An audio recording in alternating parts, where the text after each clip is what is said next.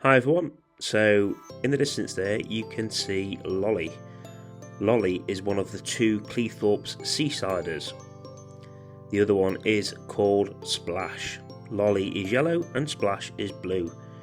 Every year throughout the summer, Lolly and Splash work hard to help make sure visitors of Cleethorpes have a great time. The Seasiders run up and down the Cleethorpes seafront on weekends during school time and 7 days a week during the holidays, and you can hop on and hop off all day long. So how cool is that you can ride along on an Opentop bus? Pretty cool, eh? Now don't forget that you can also collect a badge when riding on the Cleethorpes Seasider.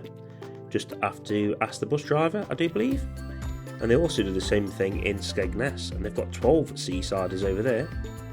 Now the bus route is number 17, and it goes from Thorpe Park, the Haven site, up to the pier in Cleethorpes and vice versa. And you will be heading past many places, including the Showground Event Arena, Cleethorpes Coast Light Railway, the Boating Lake, the Leisure Centre, past the Coast Guard Station, and then up to Cleethorpes Pier. And if you're wondering about the cost, the day rider ticket is £5.50, which is available all day. A group day rider is £13, which is valid all day for up to 5 people, and a young person's day rider is £4.20. There are, of course, other options, including the Flexi 5 and the Flexi 10, which you basically get 5-day tickets for the price of 4 and 10-day tickets for the price of 7. And of course you can find out more information on Stagecoach's personal website.